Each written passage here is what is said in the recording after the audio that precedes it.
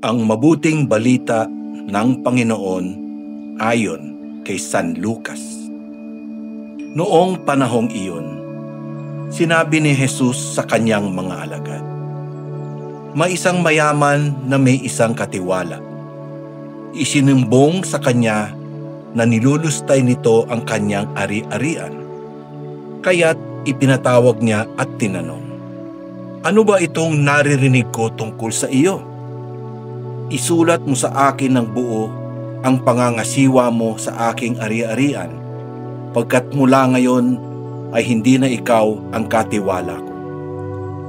Nawi ka ng katiwala sa sarili. Aalisin na ako ng aking Panginoon sa pangangasiwa. Ano ang gagawin ko? Hindi ko kayang magbungkal ng lupa. Nahihiya naman akong magpalimos. Alam ko na ang aking gagawin. Maalis man ako sa pangangasiwa, may tatanggap din sa akin sa kanilang tahanan." Isa-isa niya ngayong tinawag ang mga may utang sa kanyang Panginoon. Tinanong niya ang una, "Gaano ang utang mo sa aking Panginoon?" Sumagot ito, 100 tapayang langis po.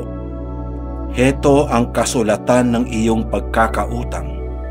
Dali, maupo ka't gawin mong 50, sabi ng katiwala.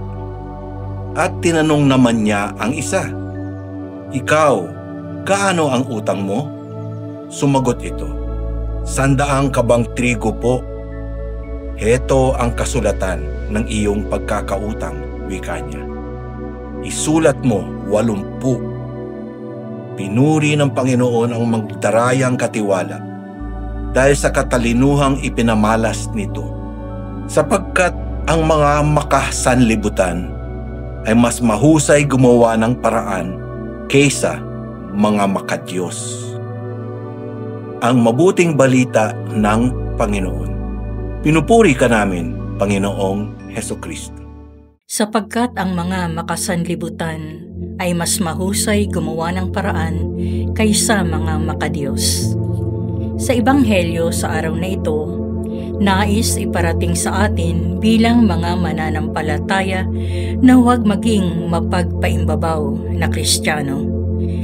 Merong mga nagsasabi na mga Katoliko sila, ngunit hindi naman namumuhay bilang mga tunay na Katoliko. Meron ding tinatawag na mga taong simbahan, ngunit paglabas ng simbahan ay di nabubuhay bilang isang lingkod simbahan. Totoo rin na kung sino pa ang hindi pala simba, ay sila pa ang nakakagawa ng mga inaasahan sa isang mananampalataya. Hindi natin sinasabi na walang saysay ang kanilang paglalaan ng oras para sa simbahan, ngunit huwag sana malimitahan ang kanilang pag-aalay ng oras sa 4 na haligi ng simbahan. Lahat tayo ay inaanyayahan upang maging tapat na mga lingkod ng Diyos sa pamamagitan ng matuwid na pamumuhay at mapagmahal na pakikitungo sa iba. Ang buhay nawa natin ay magsilbing patutuo ng pagiging tapat na tagasunod ni Kristo sa kabila ng ating kakulangan at kahinaan. Anong mabuting bagay ang gagawin mo ngayon sa iyong kapwa?